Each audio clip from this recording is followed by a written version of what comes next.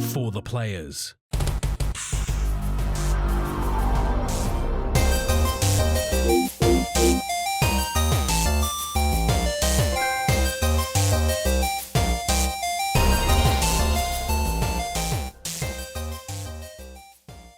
I'm Ryan Betson, and this is For the Players, the PopCulturists PlayStation Podcast. Over 40 years of playing PlayStation and 10 plus years in the games meeting blind. I'd like to thank you for joining us in this PlayStation conversation. Now, this PlayStation conversation happens every Monday morning at 8 a.m. on your podcast services, 9 a.m. on those YouTubes. If you're watching, If you want to join the conversation, you can. Man, doing it by myself is real hard. If you want to join the conversation, you can. Head over to our social medias, Facebook, Discord, Instagram, Twitter. All those links are in the description below. But if you want to join the conversation as it happens, head over to twitch.tv/PopCulturist. We can watch us record this show live, where you can jump in the chat and become part of the show. If you want to support the show, you can. Tell your friends, tell your family about this PlayStation pod. If you are listening on podcast services, be sure to give us a 5-star rating and a written review. If you watch us on YouTube, be sure to like, subscribe, comment below. I endeavor to answer every single comment. And if you want to support us financially, you can at patreon.com/popculturist, as well as our merchandise store, popculturist.com/shop, where you can buy shirts and other sorted shit with our logos on it. But yes, bam! It's another solo show. Max is still off moving house because it's been a mighty week for Max, and he's had a not too fun go at it, and things have escalated, but I'll let him talk about that when he returns next week. But man, have things changed for me, in terms of my week. So we've talked about last week, and I think the week before, we discussed about the changes in my employment in terms of being made redundant, and then not being made redundant, but then but not. It's been a whole absolute string of chaos. However, things have resolved themselves. I do have a new place of employment. It is a pretty cool opportunity. I won't touch upon it here on the show. I will be posting about it probably in the next day or so, sort of sharing it around the world, and it's pretty exciting. Even though I loved what I do now, for those that might be coming new, my at the moment in place of employment is in disability and mental health supports, where I assist youth and young adults understand themselves and the world around them by using games. So whether it be tabletop role-playing games, video games, mini painting, you name it. If it's in a gaming hobby and it can help a kid build their social skills, that's what I had done. And I helped create that department just shy of 5 years ago. But yeah, in the last 2 weeks, I've been having big old chat about being made redundant, as with new restructures within the company, and as a result, I had to seek alternate employment.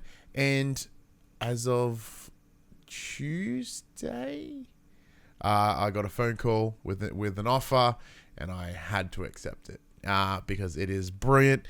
Admittedly, it is a company that I've worked with before, and I still do, which is interesting. I might give you a hint of what it is, but it's a transition. So it's working from home with some interstate stuff. So once a month, I'll have to fly to Sydney.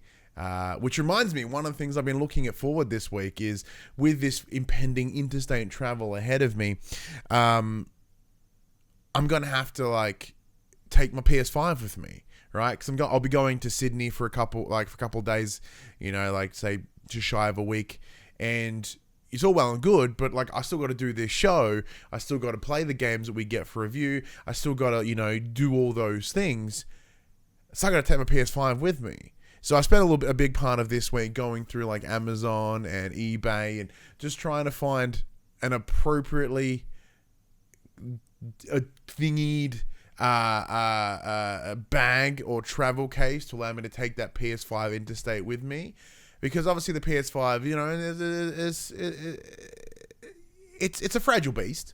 So a good hard case would be nice, but you don't want something too massive because then it draws attention to it. And of course, trying to put it under the seat in the airport or in the overhead could always be a challenge. And obviously, it's a big, thick bastard in and of itself. So the idea of, getting a bag that's bigger than it would be a whole lot. So that's what I've been looking for. Not having much luck. PlayStation don't seem to have an in-house version. They did with the PS3, and I'm sure they did with the PS4 as well. I do have the PS3 one around here somewhere, and thankfully, I should go find it, because the PS3 is not as big as the PS5. It is still a huge bastard as I look up there behind me, so it may not fit. But yeah, I'm on the hunt for a good travel bag, which will be exciting. But yeah, no, the future looks really exciting with what I'm going to do. I am admittedly scared shitless, just because it's within my current wheelhouse, but also not. However, there's a lot for me to learn, a lot for me to take on board, and a great sort of growth and future opportunities, which I didn't have in my current role. Even so much so I haven't to argue against my existence. So that's most certainly a positive. So as a result, this week I did do some celebrationing. Got a couple beers. I'm having a lovely Stone and Wood Pacific Ale, which is quite tasty. You have a bit of not connected, by the way. It's just I like that beer.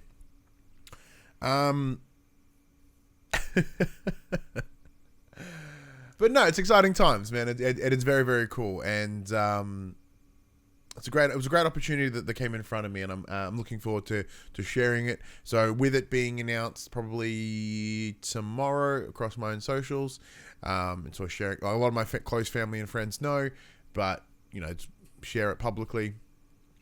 That'll happen probably this evening or tomorrow, and then on next week we're able to talk about it more openly on the show here, which will be exciting in some capacity, I guess. But outside of that, not too much has gone on. So Craig and I, a friend of the show, the Mullet Shows, we've been doing for the last couple of weeks. We watched all 9 of the Fast and the Furious movies, and then we went to the premiere this week for Fast X. That movie is utterly batshit insane, but it was really, really fun and very, very silly. In that time this week, I have been able to play some games, because that's enough of me bullshitting about my week.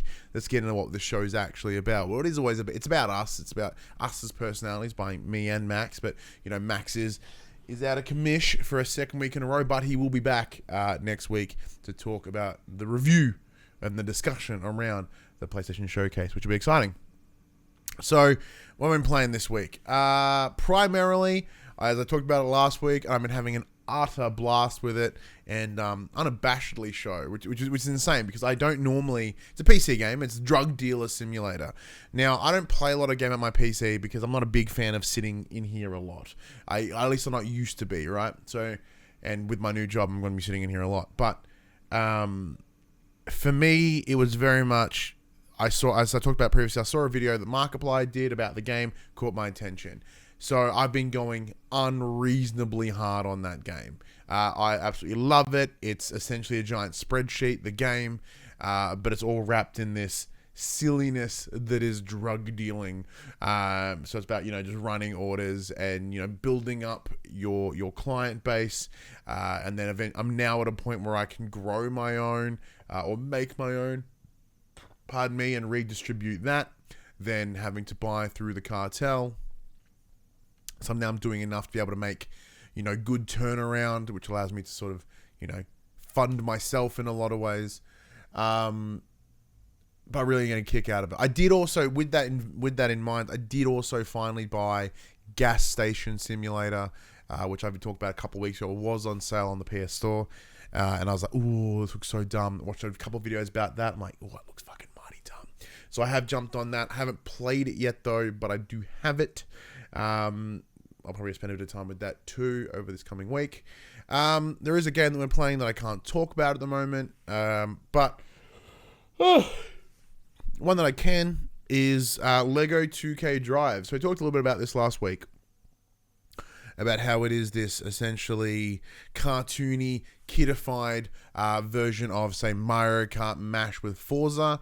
And it's still very much that, and the more time that I've spent with it,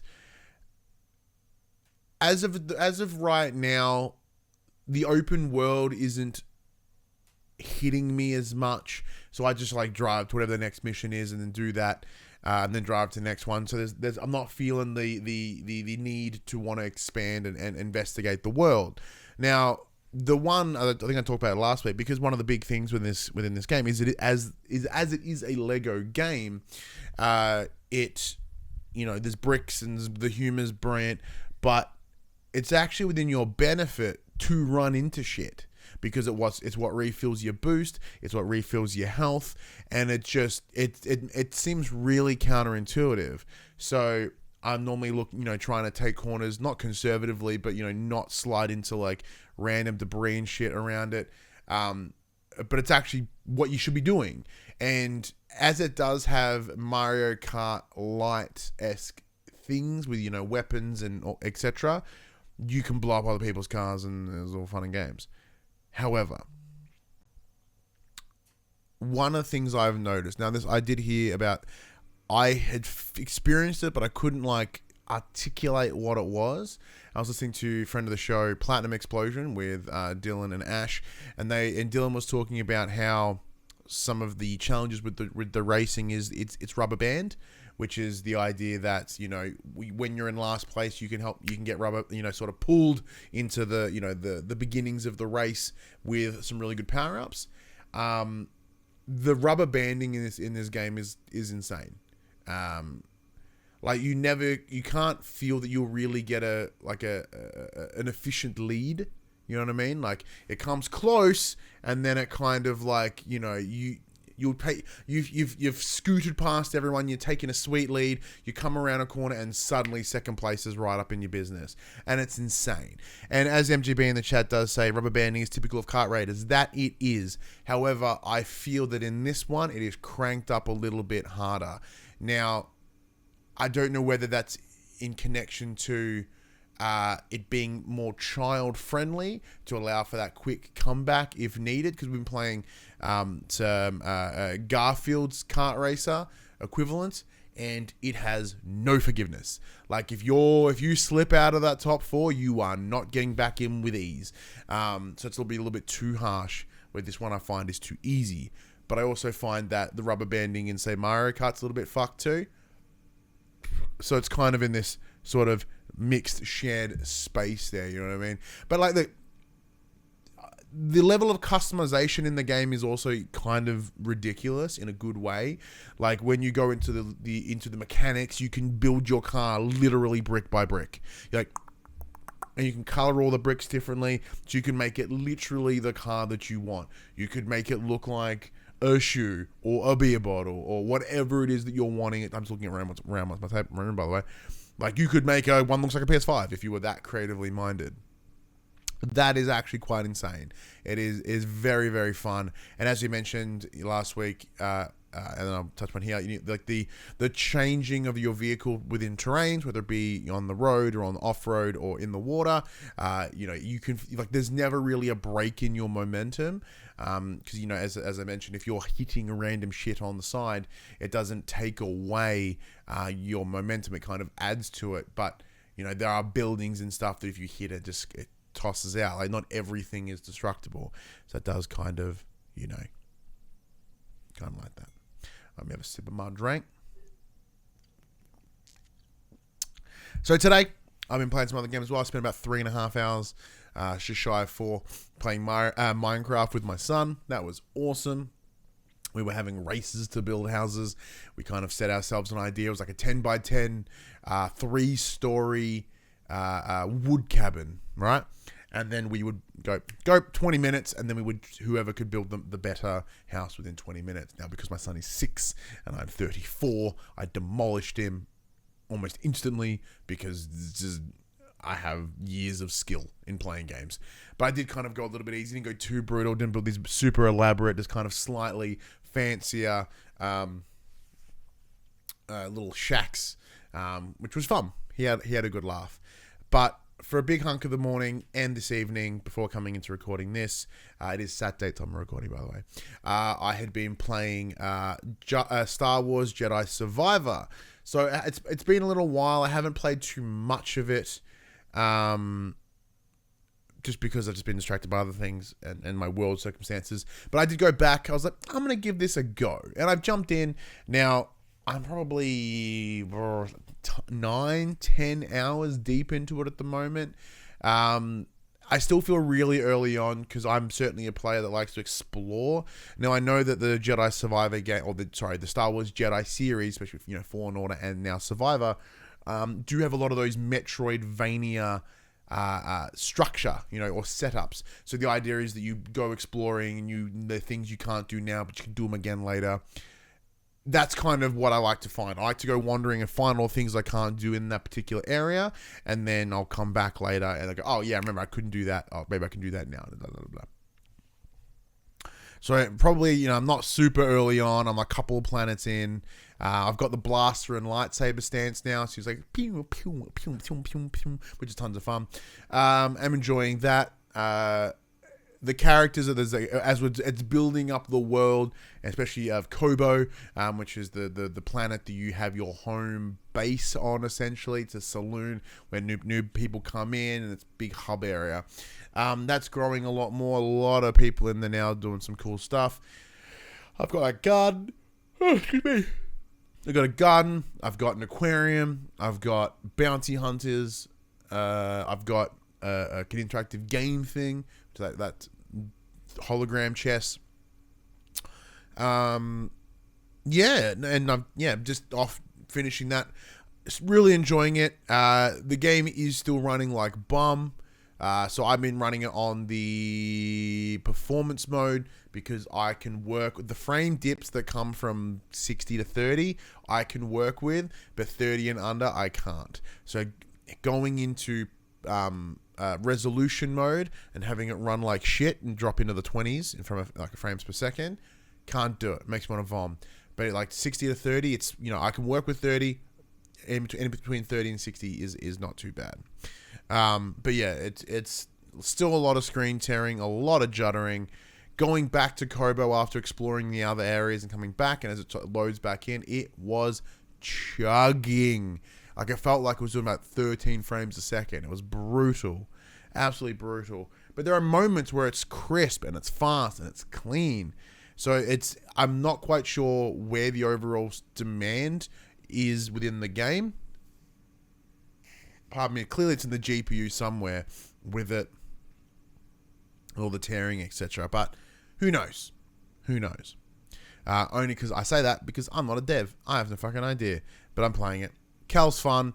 I've done a bit more customization about how he looks, how the lightsaber is put together. I didn't dick with it too hard in Fallen Order. I was like, cool, this one looks like Obi-Wan Kenobi's lightsaber from Star Wars Episode 1. Bing! And I did that here too. Except I've got the main single saber is decked out pretty much identically, but with different colors to Obi-Wan's saber from the first movie. Episode 1, not the original movie, the Episode 1 prequels. And then the second one is kind of this cool looking one. It doesn't really, it looks like they're just crammed together, but they don't actually match. And I've made the blast look all fancy pants as well, which is fun. What else have I been playing? That might be it.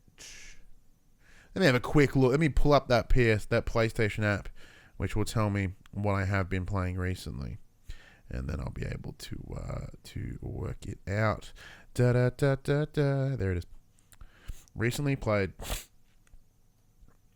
Oh yeah, we recently, my son and I've been playing a little bit of Portal Bridge Constructor as well, because it's a really good game to sort of test his like physics and lateral thinking and logical thinking, which is tons of fun.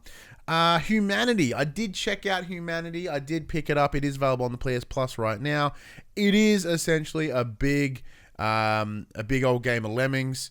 I did play it just before I went to bed the other night, so it was not the best brain for me. You know, as it's well documented, I'm full of ADHD, and Ritalin is an amazing thing. It allows me to think really well during the day, but, you know, when at the end of the night comes and I'm not Ritalin brained, and I'm tired, it's the worst time to try to do anything like that. So, excuse me. I did kind of go in setting myself up for failure with humanity, but I gave it a go anyway, and it is kind of cool. I do like sort of logic-based stuff, which is very much why I also got a kick out of Bridge Constructor for Portal, and obviously Portal's fun. GLaDOS is great. It's all that. I think that might be it. Oh, I don't know whether I can talk about it. I'm pretty sure I can. I'm playing CookServeForever as well. Can I talk about it?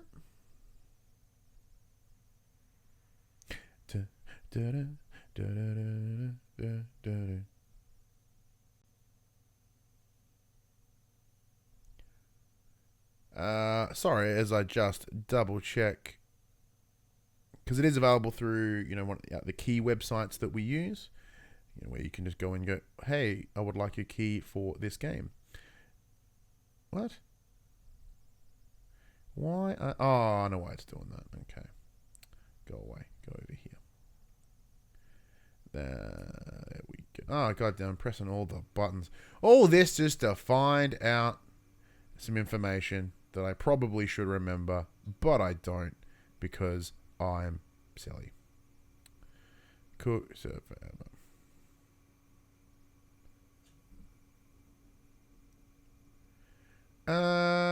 It doesn't say anything.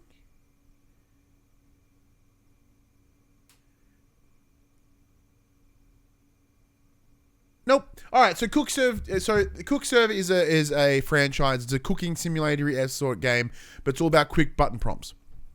So I was a big fan of CookServe Delicious 1, 2, and 3. But this is CookServeForever. So this one is more directly campaigned in what I've played so far. It is currently in its beta / early access on PC. Being a big fan of it on the consoles, I did have to check it out on here. So the second it popped up on Keymailer, I was like, bam, I'm in. So far, everything can be played on the directional buttons, which is a massive difference to the previous releases where you have, it's like intricate buttons. It's like, you know, R2 and triangle, circle, you know, as you sort of have to go through all the steps to say make a cheeseburger. So it'd be put the meat down while you know, like you press a button to cut the bread, and then you toast the bread. Like, there's all these different steps together to make the one thing. So it's very quick reflexes. Pardon me, where this is all D-pads, like, you know, button. And you can get that speed down pretty quick.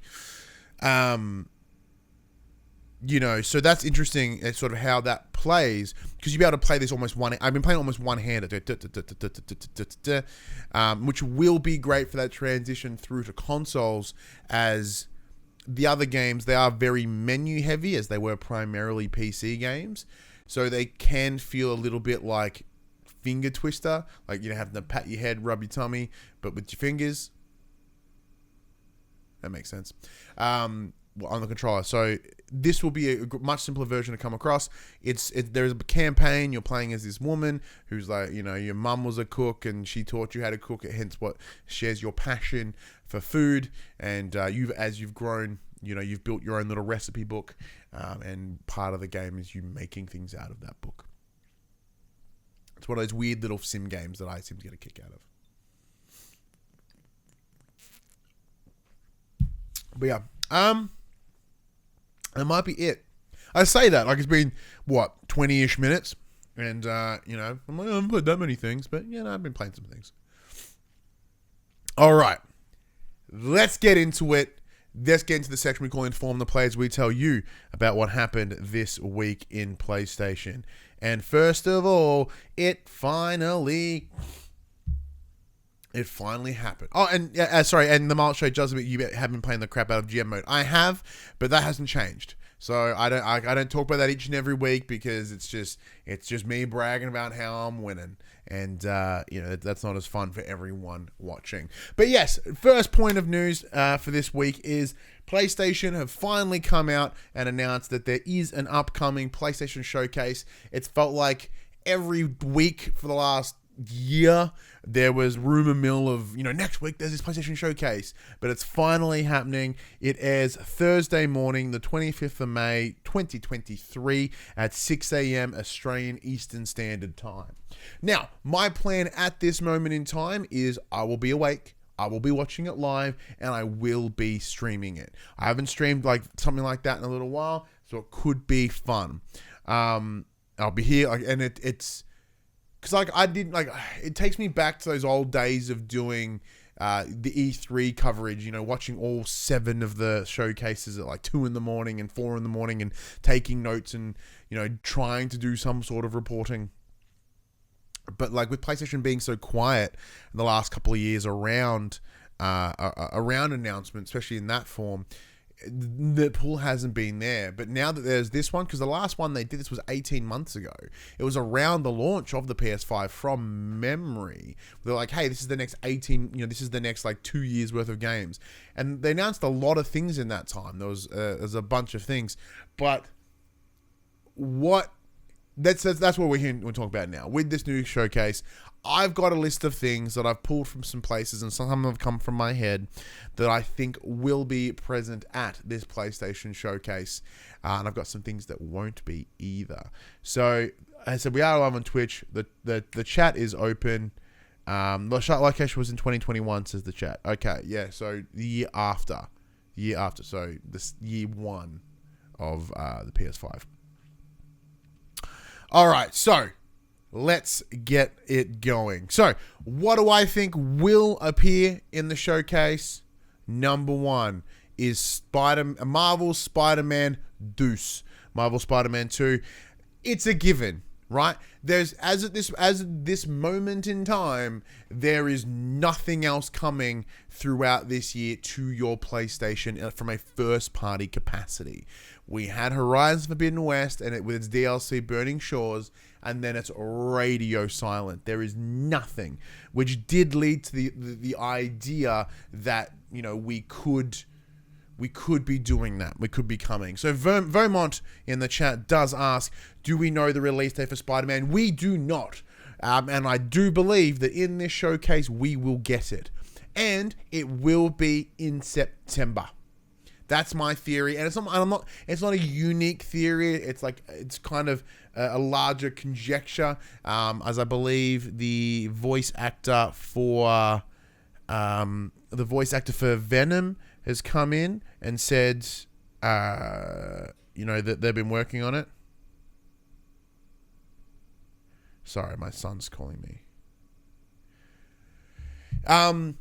So once again, we were told by Sucker Punch that not Sucker Punch, Insomniac, from Insomniac, that it would be that was an old rumor that Sucker Punch were working on Spoods. I remember that being a thing. From Insomniac, that's coming in 2023. There's not a whole lot of time left in 2023, really, especially for a good marketing cycle. Even though I'm a firm believer of the 3-month release, as in, they announce it and then 3 months later they pump it out. But that's not how PlayStation do it. That's not how they did it with Marvel Spider-Man 1. So I'm thinking we're gonna hear about it now. Come out in the next 4 or 5 months. Easy. Big one. September seems good. PlayStation really don't like to put anything out too late in the year. They've kind of avoided anywhere from that October through to December, early January window for a while. Pardon me, the main reason being at the time, their connections to the likes of Call of Duty. Previously, like, hey, we don't want to get in the way. The only exception that I can think of was The Last Guardian back in like 2018, which dropped in December. But I think that was an exception to the rule, simply because that game just had to come out. some of the things we will have to consider as when it drops in September is the likes of Starfield, which is dropping out on the 6th. Does Spider-Man want to go ahead against Bethesda Softworks' like next big game? I don't think it really matters, because Spider-Man will decimate whatever they do just because of that brand recognition. And it did so well on the previous. And the track record right now of Microsoft and Bethesda isn't very good, but I don't think that's going to stop anything. I think Starfield will sell incredibly well, and even with Spider-Man, right? So Spider-Man might drop probably the middle of the month, maybe a couple of days after. So somewhere around there is what I'm thinking. Next up is, I think, Last of Us Factions. There are two Naughty Dog things that I have in here. Last of Us Factions is so due for some discussion, especially on the larger chats at the moment around The Last of Us in general, but also the discussion around the games as a service that PlayStation are pushing. This would make sense, especially on the back of the hype train that was the HBO series. Genuinely, I'm surprised that they didn't announce it already. I thought they would have announced it at the back end of the season, sort of tied people over heading into not even season 2, but going, hey, look, you've loved the series, you've loved the show, you know. Last of Us Part 1's on your PS5, Part 2's on your PS4. Here's an upcoming multiplayer game, right, that helps expand the world in the same way that the show did. That would be rad. But sadly, they didn't do that. We know this has been in production since, you know, there was discussions around Last of Us Part 2, which was what came out in June of 2020. So discussions around, you know, what this multiplayer thing, there was originally going to be in the game, but then they wanted to, you know, expand it and flesh it out, so it became its own thing over time. So that's 3 years ago at this point. So it was already probably in heavy development back then, and it's been continued development since then. We've seen quite a number of job posts go up for the title, and they've even got I believe the individual that was helped make the battle pass in Fortnite. So they've got some obviously monetization structures, which leads us to believe that it's either going to be like either a free to play game or a cheapish game, and then backed up by micros. Hopefully they handled it better than say the Uncharted 4 ones did. But yeah, that seems a reasonable shoe. But we've been holding out hope for a while. It's an uncertainty. The other one coming out of Naughty Dog, but not quite coming out of Naughty Dog, is Uncharted 5. Or an Uncharted prequel or something, right? So it's been long rumored that there's neither remake. There's been a lot of rumors that an Uncharted remake in some capacity was being considered, or an Uncharted sequel. It was originally originally discussed that there was a side studio out of Sony San Diego, the team that make MLB The Show, that they were looking at doing sort of continuing Uncharted, but not with Nathan Drake, because, you know, Uncharted 4 does end in such a way that, you know, Nathan's probably not going to come back around. However, the torch is certainly handed to a different individual. And at the time, it didn't quite make sense, especially when you've got the likes of Tomb Raider.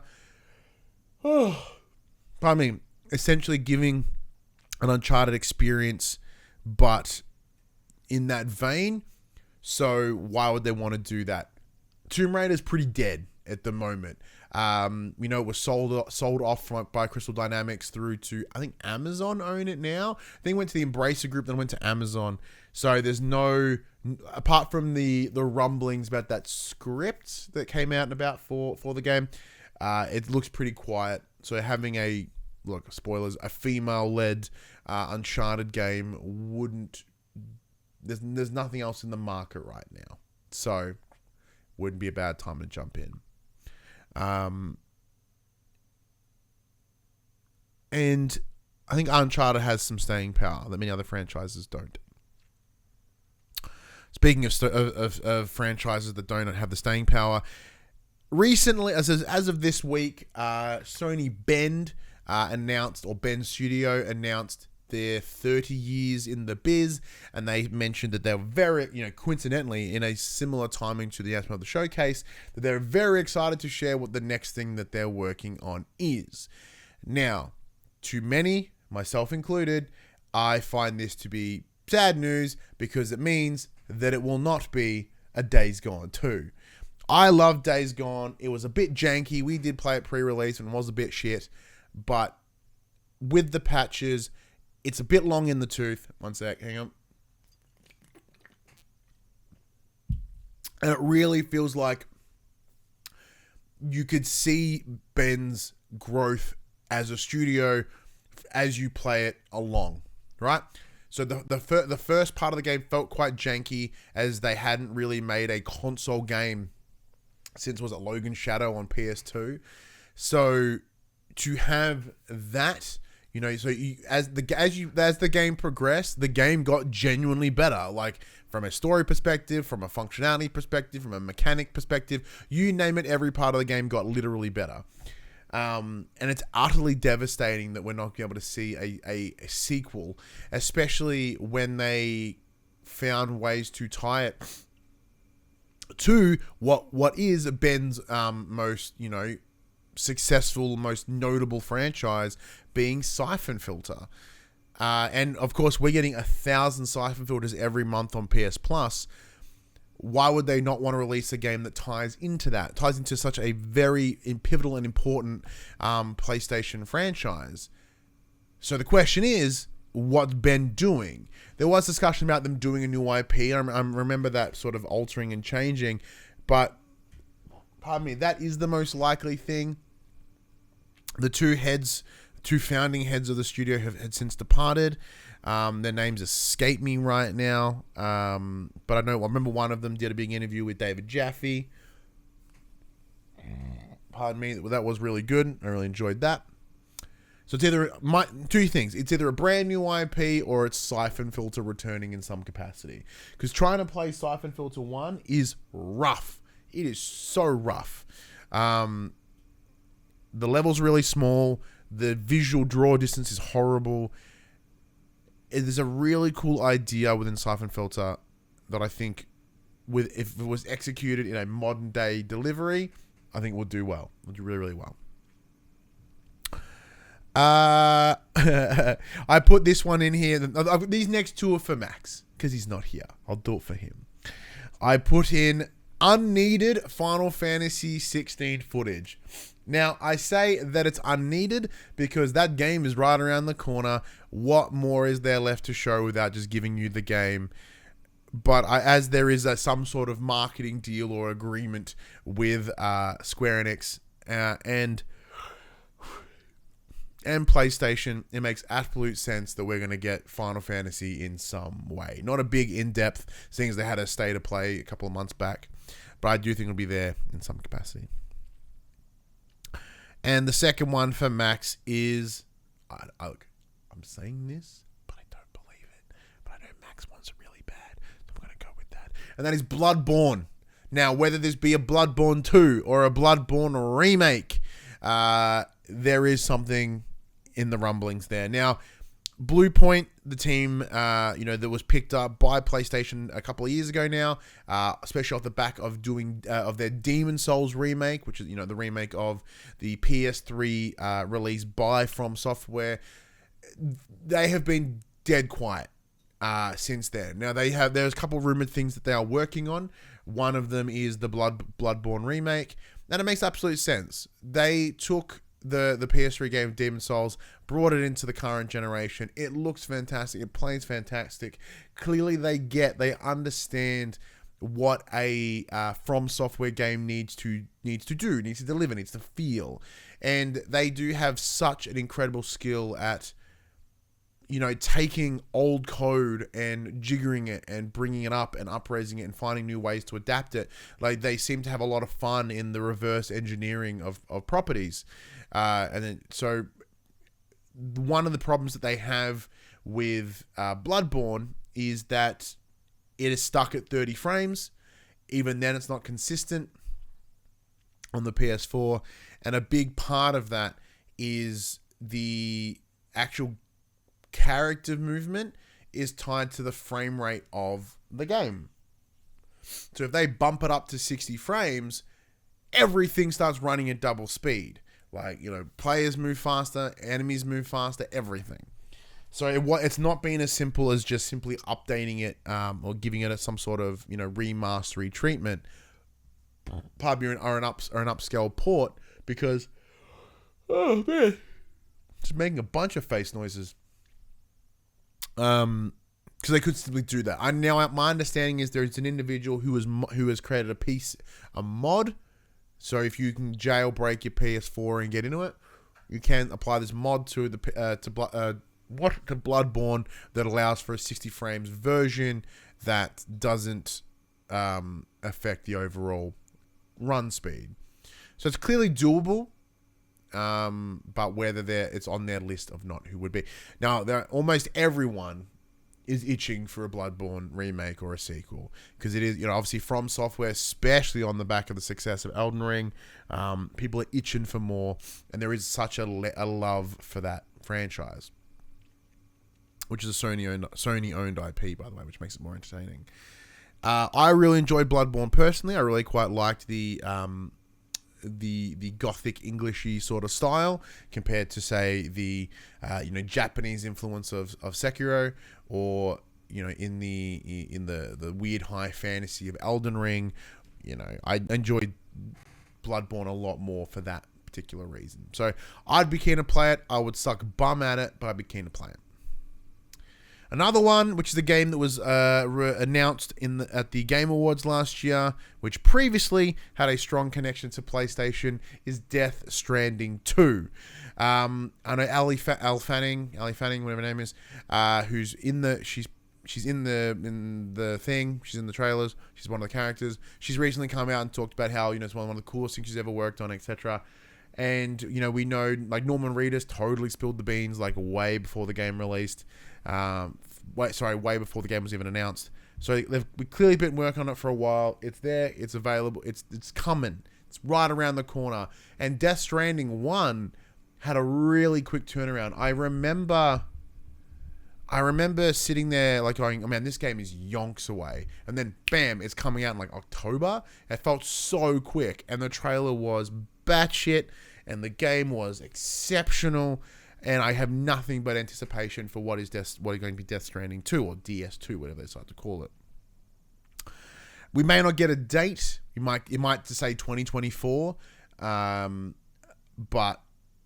I think there'll be a trailer, maybe some gameplay, sort of explaining how how Kojima and Kojima Productions have expanded on that original concept, and brought it into what the next space is. Obviously coming across the PS5 allows them to do a lot more, and as it's well known and well discussed, they are using the Decima engine that is Guerrilla Games' proprietary engine, and we can see how good the likes of Horizon Forbidden West and Burning Shores DLC looks. You can only expect the equivalent with Death Stranding. So big ups on that one. I'm very keen for that. So far, everything I've said aside from Bloodborne 2, I think is relatively reasonable. So I'm going to dive into a little bit of the weirdy ones. And we discussed a little bit last week, is the Konami stuff, right? So last week, I discussed how Keighley announced his Summer Games Fest, but Konami weren't there at all. Not a single bit. A couple of reasons for that. Obviously, Jeff Keighley and Kojima are good buddies. They do kiss sometimes, I'm sure, which is nice. It's always lovely to kiss your friends. Everyone should kiss their friends. And obviously, with that tumultuous relationship that they have, that Kojima and Konami have, it would make sense why they wouldn't promote it there. However, off the back of the Silent Hill 2 remake and the Silent Hill announcements that came a little while ago, and there seems to be a working relationship between Konami and PlayStation. Excuse me. So we might see more of that Silent Hill stuff here. or even that elusive Metal Gear Solid remake, and I think people will just collectively shit their pants. As we discussed last week, the major rumor is that it's a Metal Gear Solid 3 remake, as it is the first in the chronological timeline, being set in the 60s. However, I personally recommend that, very similar to the Siphon Filter one, Metal Gear Solid 1, it plays like asshole. So giving that game a remake, or that remake treatment, would be a much more desirable outcome for me personally. But whether they do or do not is a little bit different. I have also added to this list more Astrobot. I love Astrobot. I really enjoyed Astrobot's rescue mission, and I really enjoyed the other one. Astro's Playroom was a ton of fun. I think that the Astrobot has the potential to be the next big major mascot for PlayStation, and I think by giving it more love, more its own sort of game and bit of fun, would be great. And as NGB in the chat does highlight, another Astro game for VR2 would be great, because I think there'll be a lot of PSVR2 stuff in here as well. Pardon me. However, obviously Rescue Mission PSVR 1, really fun. It was absolute blast. And then there was the one that released with the PS5 to test out the tech. If you can integrate those two things, that the first Astro game that was in the VR one, and then you've got Astrobot from the PS5 launch, smash them two together, you're gonna have a damn fun experience. I personally believe, anyway.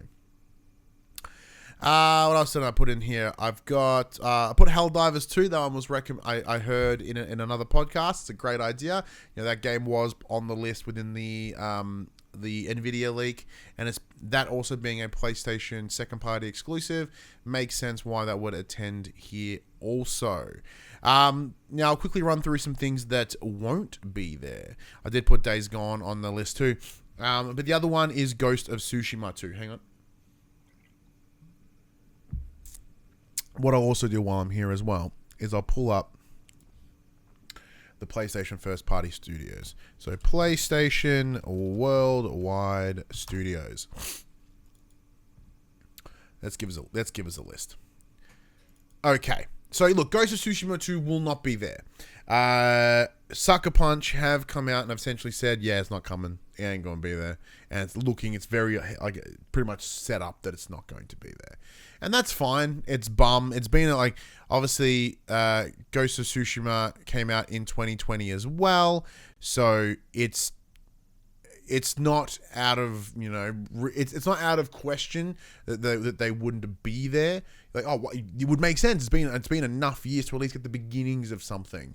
And knowing that they essentially went from 1 straight into 2, depending on what they're taking from the original into the second, would change some things. All right. Let's go through the list of the first party studios, and then we'll have some fun with some second parties and third parties. So Crimson's put up a very good one there. I did bring up the name of the show as well. All right. Team Asobi, we've discussed. Ben Studio, we've discussed. Blue Point, we've discussed. Firesprite, I think Firesprite might be involved in... the last thing they've had their name on was the Horizon Call to the Mountain for PSVR 2. I imagine they'll have something else in the works. It would be weird. Gorilla has been exceptionally quiet, exceptionally busy as of late, so I expect them to remain quiet. I'm not going to hear much from them. Housemarque, I believe they're working on something. There would have to be, but we haven't heard anything from them since Returnal, so it's possible they're working on something cool, but it's likely. Let's see. Insomniac will be looking at either Spider-Man, possibly even Wolverine. I think Wolverine is very unlikely, as I think it's much further out. Maybe get a little teaser trailer or something, a bit more than what we got last time, but still very quiet. London studio, we know they're working on that fantasy RPG based in London from memory, so that would be pretty exciting. Personally, I always hope out for a new Getaway, but that won't be happening. Media Molecule, they got nothing. They've been working solely on Dreams, and as we know, that's going quiet, so we're not going to hear anything from that. Naughty Dog, probably pretty quiet outside of factions. Nixes is there solely to assist with the ports to PC. Unless they announce a port date for, say, Ragnarok, that things will be pretty quiet. Pixel Opus, we are aware that they're shutting down. So rest in peace, Pixel Opus, as they close up within the next couple of weeks. And yeah, someone who themselves has been on the back end of a redundancy discussion, I do feel for them. I think they were a great, cool little innovative studio. Polyphony Digital with Gran Turismo, that just came out. I don't see them announcing anytime soon. They tend to take a long time to release their titles, and I think this would be no different. San Diego Studios, as I mentioned, they do MLB The Show. They talk about that a bit later, and I think they will be involved with the Uncharted release that I mentioned earlier, if they are there. Santa Monica Studio will not be in attendance unless they're doing some God of War DLC, which I believe is very unlikely. Eric Williams, the game director for Ragnarok, has come out and said that there is no plans, so I don't expect them to be doing anything. Sucker Punch, Ghost of Tsushima, pretty quiet. Valkyrie Entertainment was a new studio they picked up to assist with their games of studio strategy. Possibly something out of them. I think that would be very interesting. And of course, there's also Haven, which isn't on the list, weirdly enough. Haven, once again, continuing that games as a service discussion. It's possible that we see something there. It would be cool, maybe. And then, of course, there was the recently acquired Firewalk.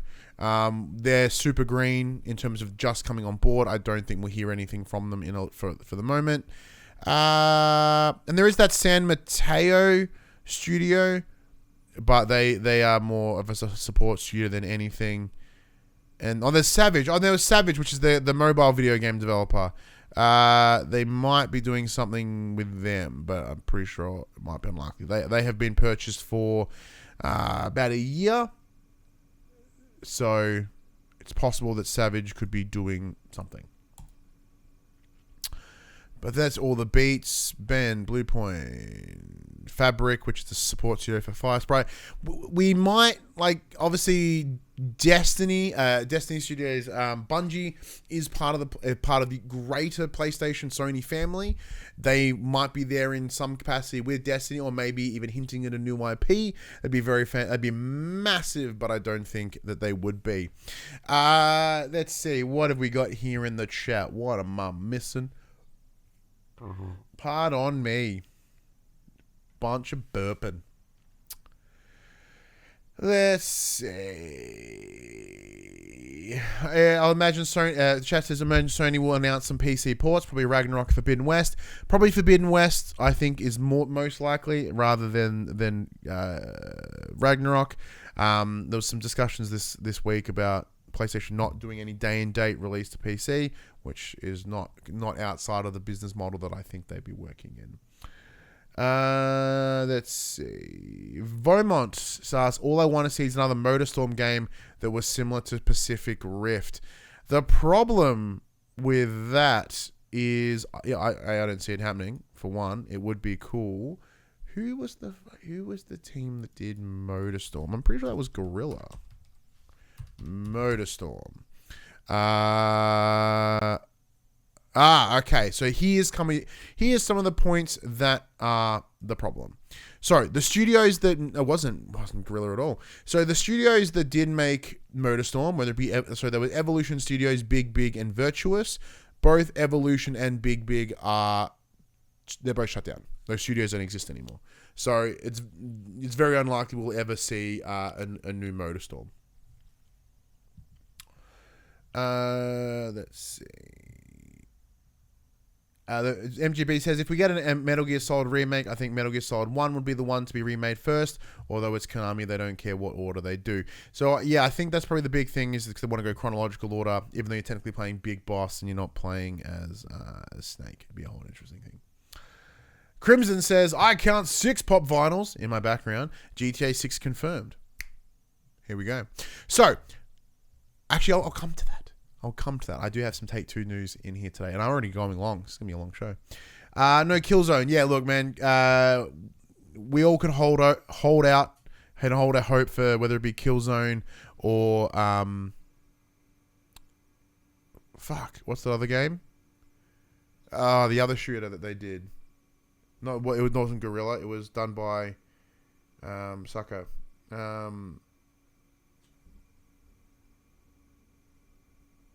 It absolutely escapes me. What is Resistance? Thank you. Resistance was the other one. Yes. As much as I'd love to see Resistance or a Killzone, I don't think so. Maybe not yet. However, once again, with the whole acquisition shit going on with Call of Duty, PlayStation really need to come out front with a first-person shooter. So now's the time. We might get some more PlayStation production stuff with the likes of Twisted Metal, maybe the announcement of Twisted Metal game, but I think that might come closer to the release of the series. And then Crimson also mentions a new Infamous. I love a new Infamous, but doesn't look like it would be coming. Crimson says, I think Bungie are hard stuck with Destiny. Well, they're not, as they're rapidly approaching the 10-year support that they promised for Destiny 2.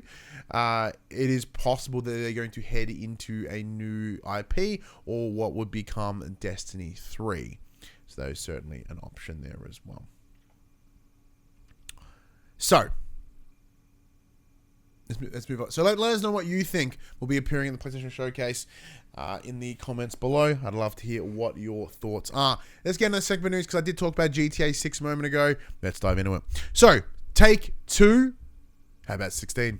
So Take-Two have announced in a fiscal reporting and a sort of a press release that they'll be planning to ship 16 games in this upcoming fiscal year, including, a new IP from a premier studio.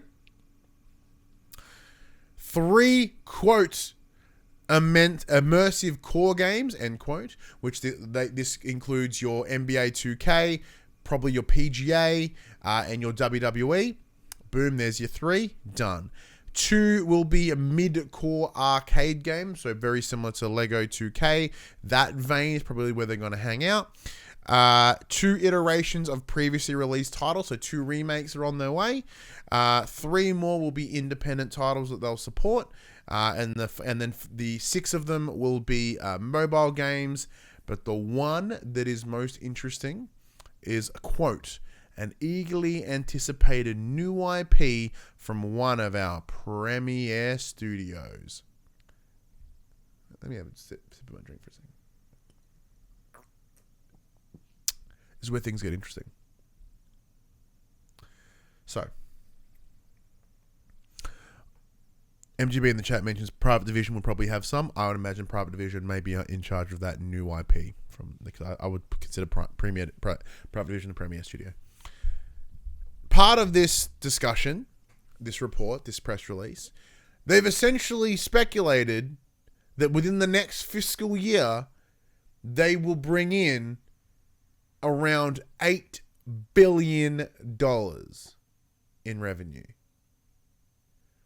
There's only one franchise that can deliver that kind of money. That is GTA 6. I believe, and I'm not the only one, that GTA 6 will be here within the next year. It's obviously, GTA 5 came out on the PS3 in 2013. It's been a long fucking time. It's been a long time since that game came out. And granted, it's been incredibly supported in that time. With obviously ports to PS4 and then a port to PS5 as well. Then GTA Online, which I believe makes hundreds of thousands of dollars, maybe even millions of dollars a month. And it's a massive game. It is literally the best-selling piece of entertainment media in the entire world ever. So massive, absolutely massive. Do I think it'll be at the showcase? Probably not. I think it would be amazing because I didn't touch upon it at the back end of the thing, but I truly believe that this showcase will be exciting. I think there will be some things that will shock us, some things that will surprise us, and I think we'll generally be left to going, fucking damn. If they could do this, if they can somehow get GTA6 involved in this, because they have the last showcase, the first one, the one in 2020, they were pretty much they were the ones that demonstrated that GTA was getting next gen ports. So with the success of PlayStation as a whole in this generation, it would make utter sense for them to be the ones to deliver the announcement. And we know GTA6 it has been in active development for a while. We saw all that leaked footage not too long ago. It would be pretty cool if they were able to bring it out, bring it to the world. Yeah, and sort of get ahead of that bad stuff. But yeah, in the chat, 8 billion, no chance in hell NBA or WWE would bring that money. No chance. NBA makes a stack of coin, but when we're getting into multiple billions, there is only one franchise that can deliver that much money. All right, so we got 16 games with Take-Two. Let's talk about 17 games that will be leaving PS Plus. Expecting to leave on the 20th of June, 2023. Here is the list of the games that are leaving the PlayStation Plus Premium and Deluxe tier, or Extra. Pardon me. They are Descenders on your PS4, Party Hard on your PS4, 9 Monkeys of Shaolin, PS4, Ash of Gods Redemption on your PS4, Fire World Pro Wrestling, which I've never checked out. Fire Pro Wrestling World, which I've never checked out.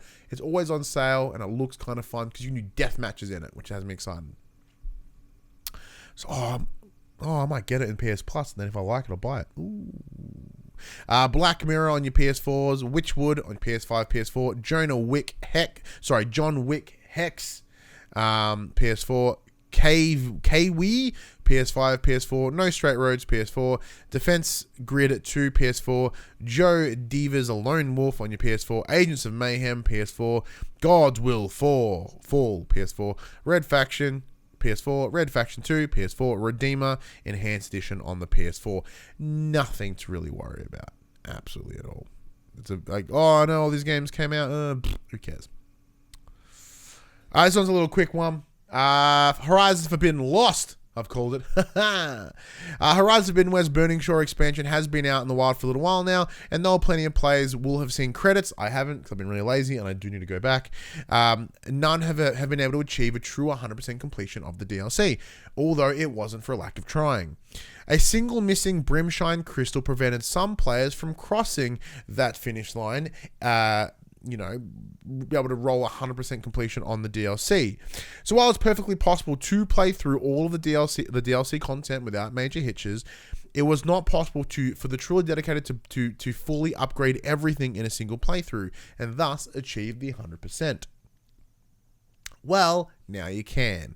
As the crystal was added in the latest update, and of course, there's no discussion of where it will happen, but Guerrilla was even kind enough to point out where it can be found if you don't want the hassle.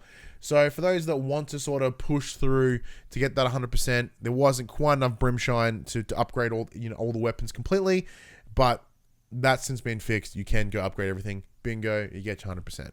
I'm pretty sure you can still get hopefully it doesn't prevent the trophies, but we'll find out. But there you go, a little quick, that one for you. All right.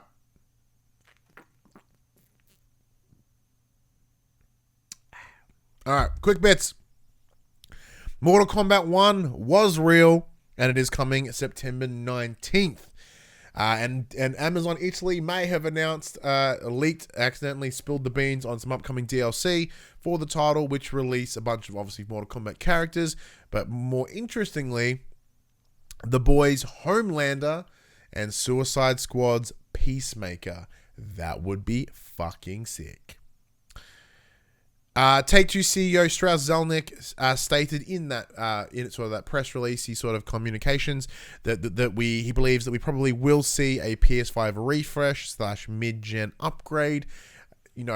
Look, Strauss Zelnick is a dude. He's been in the industry for 1,000 times. He knows a lot of things that we will never ever really truly understand.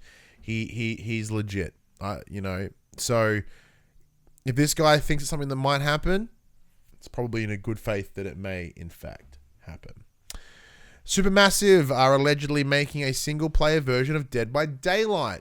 weird choice. I've never played Dead by Daylight myself, but I know a lot of people that get a good kick out of it. And it was also announced in the last couple of weeks that there is some interesting DLC coming to the game. One being Nick Cage, like Nicolas Cage, the actor, as a playable character, and Slipknot, the metal band, having tied in DLC. Fucking insane. I'll never get it. I'll never understand it. Power Wash Simulator is getting interesting DLC off the back of the Tomb Raider Lara Croft mansion. You'll be able to go to Bikini Bottom, the home of SpongeBob, and just gurney up that bitch. In a recent earnings call, Ubisoft stated that a number of their titles, including Assassin's Creed Mirage, Avatar Frontiers of Pandora, Skull and Bones, and X-Defiant, and quote, another large game, would all be out by the end of March 2024. So within the next, 10 months, a bunch of games. Now, Skull and Bones needs to fucking come out because it's in development hell. It's costing a lot of money. Assassin's Creed Mirage makes sense. Probably coming out back end of this year, maybe early next year. And X-Defiant, obviously having its open beta semi-recently, or invite beta? I don't remember.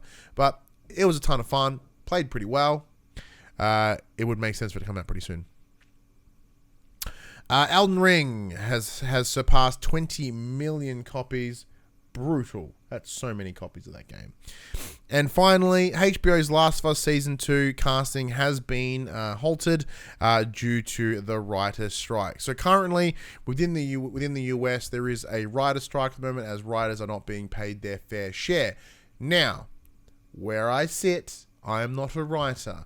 However, I truly support this in a number of ways, as writing and writers are up there as one of the most important things in not just gaming as a medium, but as movies, TV, any form of entertainment that you love.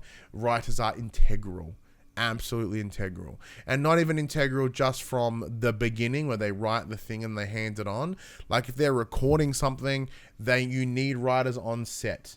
You need, they need to be involved in the process in case things change and adapt, because it will, or to build, to help expand the world and grow the world and change the world. Without exceptional writers, you wouldn't get The Last of Us. You wouldn't get all the things that you love. And you think about what happened last time there was the writer's strike. What was it, in 2007? 2008? Round about there, we saw a massive impact on many series. Like the first season of Breaking Bad was only 7 episodes due to the writer's strike. Prison Break, a series that I love and adore, their 3rd season sucked bumhole because of the writer's strike. Heroes was impacted. Lost was impacted. All of the major tentpole TV series in that time were heavily impacted, and that's excluding any movies. And now games are being, they're being more respected in that space. So it would make sense, that like if you think about it, that same conversation would be happening over here as well. Transformers 2 was heavily impacted. That movie was bumhole anyway, so it didn't change anything. But like, it has a greater impact than you may think, and I hope they get what they deserve, what they are correctly entitled to, but we'll find out. Hopefully it goes the way it should. Now, I don't have a list of upcoming games, mostly because that's what Max does, and I forget where he looks, so we didn't go actively hunting for it. But anyway, it's been a long show anyway. It's insane that I can go almost pretty much the length of a regular show with myself and like no Max. And I haven't really stopped. I've managed to drink a beer and a third. But even then, I just kind of chug it like this and get right back into talking. So genuinely impressive on my part, apparently. At least let me big up myself. But yeah, look, the obviously the big discussion around the PlayStation Showcase is a big part of it as well. It allowed me to sort of just mumble and speculate and have a bunch of fun, and the occasional sprinkle of news articles at the end there was a blast. But anyways, as I mentioned, I will be live streaming the PlayStation Showcase on Thursday morning. I'll probably come in from about 5:45. That's Australian Eastern Standard Time, so we can have a bit of a chat beforehand, lay down some final predictions before we go in. And then we'll be back on Sunday to discuss our review of the showcase itself, because from Thursday through to Sunday, there'll be a bunch more news that comes out and will put us in a really good place to have a chat. But yeah, so let's end the show as we always do. Pardon me. If you've enjoyed that PlayStation conversation, you can check it out every Monday morning at 8 a.m. on your podcast services, 9 a.m. on those YouTubes. If you want to join the conversation, you can. God damn, if you want to get too many beers, lots of burping. I lost my train of thought. Fuck, what was it? Yeah, if you want to join the conversation, you can. Head over to our socials. That is Facebook, Instagram, Twitter, Discord. All those links are in the description below. If you want to join the show as it happens, head over to twitch.tv/PopCulturists, where you can watch us record this show live. We can jump in the chat and become part of the show. If you want to support the show, you can. Tell your friends, tell your family about this PlayStation Pod. If you are listening on podcast service, be sure to give us a 5-star rating and a written review. If you watch us on YouTube, be sure to like, subscribe, with comment below. I endeavor to answer every single comment. If you want to support us financially, you can at patreon.com/PopCulturists, as well as our merchandise store, PopCulturists.com/shop, where you can buy shirts and other sort of shit without logos on it. But until next week, or Thursday, if you want to come see me as we live react to the showcase, I'm Ryan Betson. Max will be back next week. But until then, that was for the players. Mwah. I'm going to finish this beer. And then, hang on. What have I got? Like a half a beer left? Ready?